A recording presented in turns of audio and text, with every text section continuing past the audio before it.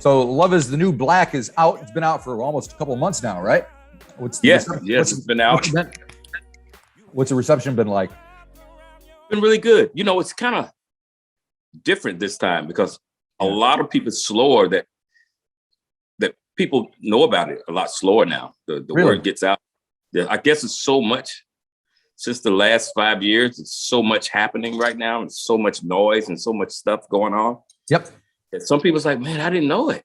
I don't know how. I'm an Anthony Hamilton fan, but I just didn't know. You would think that people are kind of sitting around and a lot of people aren't working, so they have a lot of spare time, but it's not the case. It seems like they are being bombarded with stuff left, right, and center. I think you're right. Yeah, man. So it's just getting the word out. It's just, promoting it and promoting it different and going back to my grassroots, like selling it one album at a time, one person at a time, one handshake, one kiss of a baby. Gotcha. And doing that, and which is cool to me, Yeah.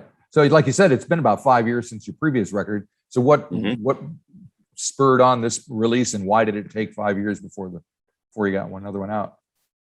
The pandemic added 2 more years. Okay, fair enough. 2 more years, and before that, I was just touring. I get a lot of touring. I tour a lot. Thank God. People still want to see me. So just touring and traveling the world, touring and trying to stack it while I can and touch as many people and create, still being creative with hats and all kind of stuff. Yeah. Well, do you miss the touring? I wanted it to be about 2.5, 3 years, but just got away from it. Yeah. Do you miss performing in front of people? Because I'm assuming you haven't in a while. I've been performing. Like I have a show actually in DC. Oh, great. This Friday. It's a pretty big one at the MGM, but I've been doing dates. I've done a few dates. And then during the pandemic, I was doing virtual concerts. Yeah, I did one. It was about 80 to 90,000 people, my first one. Not bad. No, I was just like, wow, that was impressive. It was really touching. And so now I've been, I just did something with the New Deco. It's an orchestra out of Miami. We just performed my songs with them maybe like a week ago, and then did something somewhere. So I've been doing some dates here and there, and it feels kind of strange. My first couple ones. Yeah. It's like, I don't know how close I can get to the stage and the people. Right. They're not wearing their mask. Oh my God. Yeah. So it's just a matter of, I keep my mask on, meet and greets, all that stuff. People like, just take it down so they'll know it's you. I think, no. Believe me, it's me. Yeah. It's me. It's the Anthony Hamilton hat. You see the hat? Exactly. Yeah, there you go. So when you were making the record, so you have Jermaine Dupri producing. How did the two of you work together on this record? What were you talking about? What were you thinking about? We were live together in the studio. We all have been tested. Everybody's healthy, and we just started to talk about he talked about what I meant to people, and what I still mean to people. Right. And the fact that you can do what they're doing now, the new stuff. He said, but they can't do what you do. So he kept saying that they can't do what you do. So just do Anthony Hamilton and stay in this lane by yourself. You got it. Right. And, don't try to chase what's happening now. I know it seems to be, attractive, and it's trendy and it's all that good stuff. Yep. He said, but trust me. And lo and behold, I just stuck with it. Let's talk about, touching those people who fell in love with Charlene and, Do You Feel Me, and those type of songs. Let's touch those heartstrings again and make people feel alive and make them feel connected to life again. But let's face it, I mean, the world is a different place than it was 5 years ago when you last made the record. So that must have entered into the songwriting and your vocals and how you're presenting yourself. Yeah. Yeah, it's a different world, internet driven. Virtual internet, cyber world, that's where we are. And if you can still hang around in it a little bit, you're doing all right. Right. Yeah. One track I was interested in talking about was "Threw It All Away," which is the second track. I think it's a co-write with Jermaine, and to me, it had a very much. And I'm an old guy, so it just hit me Marvin Gaye kind of vibe. What's going on thing? And absolutely. Feeling high, what's come over me? I won't come down to fuel your insecurity. I let you take my joy before. Now I'm moving on, and I ain't looking back no more. That was the move. That was when I heard the music. You know, I heard this music. JD was playing this music. I was like, that reminds me. I said, that's a Marvin Gaye. Yeah. That's one of those, that's a mood. It sets up something really, really, really attractive, really handsome, really sexy and moody.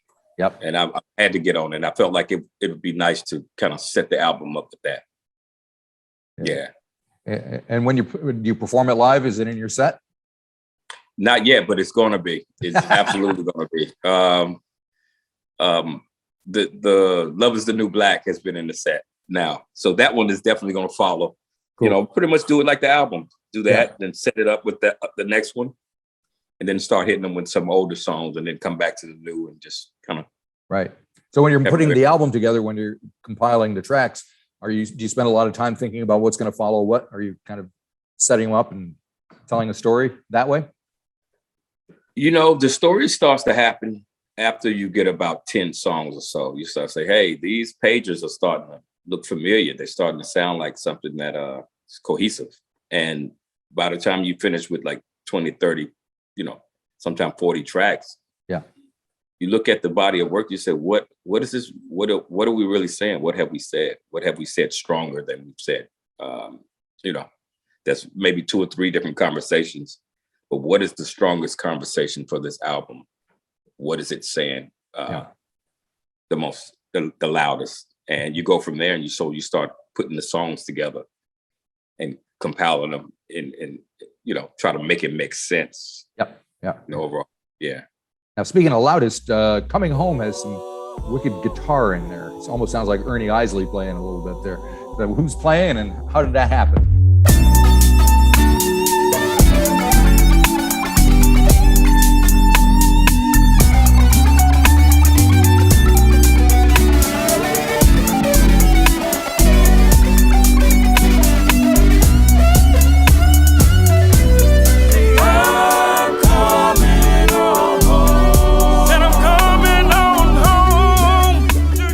Jermaine Dupri, another Jermaine Dupri, Emmanuel Seal production.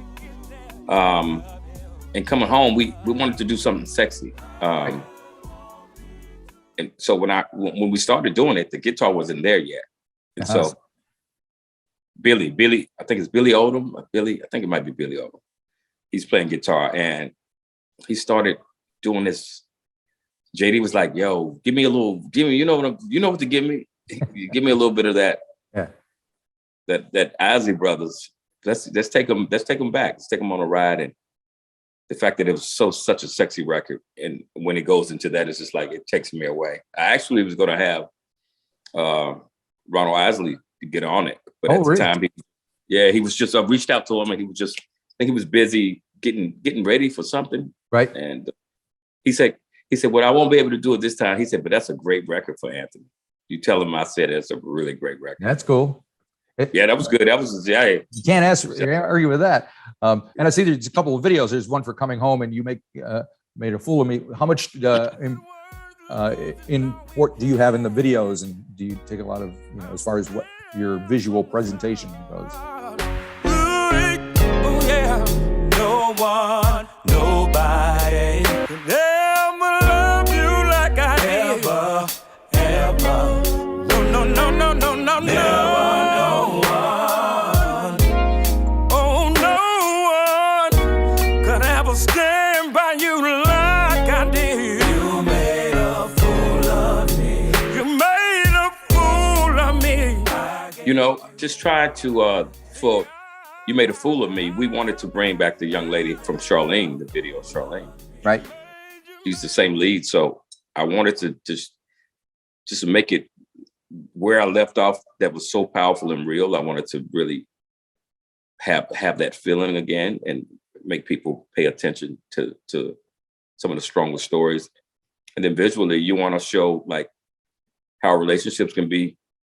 They can be beautiful, and then they can go sour one way or the other. And just visually stimulating, the colors, not too saturated, not too overbearing. Something that's pleasant, but interesting. Yes, you have a young lady, Jennifer Hudson, singing with you on Superstar. How did you guys come together, and why did you choose that song? It's an old Leon Russell song, I think. Yeah, old Leon Russell and Luther Vandross hit. Oh yeah, and the Carpenters. And the Carpenters, absolutely. Don't you remember you told me you love me, baby? You said you'll be coming back this way again, baby. Baby, baby, baby, baby. Oh, baby. Yes, I love you. I really do. It's always been one of my favorite songs, and each rendition was special. And I was like, no one's ever touched this record. No one's been brave enough to touch it. And just listening to it, it always put me in a trance. Long ago. It's like the best setup for a story. It's almost like that. It's like the winter wonderland. It's like you're going into this wintry, beautiful place, and you're about to travel this night journey, and it's just so open, and so it made me feel a certain way. So when it was time to do the album, I was like, you know what? I love this record, and I tried it out on a virtual concert, and absolutely everybody went bananas. Sure. I said, that song, I'm definitely putting it on my album. I had Kelvin Wooten to produce it, who did Her Heart and a whole bunch of hit records of mine. And I said, you know what? I'm gonna go further than that. I want to make it special. I want to make it an event. Yeah. So I called up Jennifer Hudson and I asked her, hey, I'd love to work with you. There's some songs that I hear your voice on. So I sent her about 2 or 3. I said, but she was like, well, which one do you really, really want me on? I said, I want you on all of them. There you go. I said, but you know what? I said, I think Superstar would be special. She's like, I do too. She said, I love it. You sound amazing on it. And absolutely. So how did you work out the arrangement and who's going to do what and how your voices mixed? Did you talk about it? Or I gave her free reign to sing it as many times and as beautiful as she wanted to, as powerful as she wanted to, and just feel the music. I said, be you, be your freest self. And then send it to me when you finish. I was going to go to Chicago to record with her, but she was working on the movie Respect. Right. And I was busy getting back up and running. And so we just kind of missed that. But we're in the process of trying to get a date to shoot the video. Right. Oh, yeah. That would be good. Have you seen the Respect film? Oh, absolutely. I went to the premiere. Oh, did you? Yeah. I had to be there. I had to support her. Yeah. Excellent film. There's also a track called Safe that's near the end of the record, which is got some social commentary attached to it, I'm assuming. I'm wondering what drew you to that topic and made you write that song. It's getting hot around here. Can't even get a job around here. It ain't safe. It ain't safe. We're going through some things round here. All I hear is bang, bang round here. It ain't safe. It ain't safe. Well, me and my writing partner that I worked with on this album, Eddie Kane from Montgomery, we were just talking about, things that we've been through and things that are happening now. It's like, it's not safe. Yeah. There was a moment when, people were going into schools and shooting up schools and kids were fearing for their lives, and teachers. And, you know, those are things that, you know, being a parent, you think about. I have little kids in school now. You have like 6 kids, don't you? Yeah, I have 6, 3 older boys, grown men, and 3 older men and 3 younger boys who are upstairs now. Just thank God they got quiet. 9-year-old and the twins are 11. Cool. All boys. Yeah. So, you know, just thinking about what kind of place we're in, you know, it's hard to breathe. Yep. Hard to breathe around here with the pandemic and just all that stuff. And so many things that were happening, finding a way to speak about it and but to give hope. So we wanted to song, the chorus has hope. And I just felt like, you know, this wasn't one I needed to sing my best. It needed to have a voice where that stood out different from Anthony Hamilton. Right. It's getting hot around here. Can't even get a job around here. It ain't safe. So I wanted to approach it different. It's almost like T-Boss, how she would sing her songs. I mean, let's face it. I grew up in the States, so I know what it was like up there, and it wasn't safe, and hasn't been safe for a very long time. Is it feeling like it's getting safer? Are you hopeful? Whew, I'm hopeful, but hey, at the moment, things are okay. You know, yeah. At the moment, we're just dealing with the turmoil and things that we had to go through during the pandemic and during the racial uprising again. So just the court cases and, you know, all that stuff now that don't seem to be going too fair. But hey, welcome to America. There you go. Yeah, absolutely, man.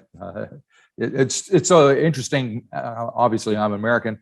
I moved here 25 years or so ago, and just being outside of the country and watching it from a different viewpoint is totally different than being in the middle of it. You know. Yeah, man. Yeah. You just shake your head and go, what are they doing over there?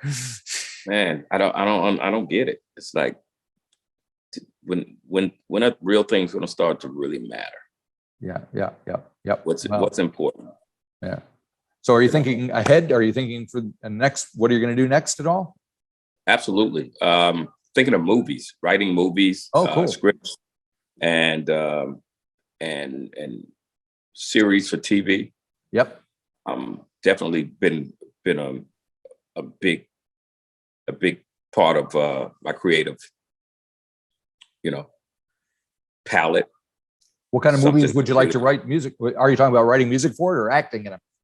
Acting, writing the stories, writing stories. Yeah, not necessarily have to do with music, but something that's edgy. Yeah, some drama, some comedies. We have some really great comedies. Oh, good. And, you know, even some sci-fi, because I'm a big Lord of the Rings fan. And oh, right. Oh my God, yeah, man, absolutely. I had somebody come here, or I was talking to somebody recently to ask me if I'd seen any hobbits around. But, shot them all here. But there you go. Yeah, I know. Yeah, it's absolutely beautiful. Fantastic. Well, thanks for talking to me. I really appreciate it. So thank you so much, Marty. I really appreciate it, man. Thank you. We'll see you. Bye-bye. All right.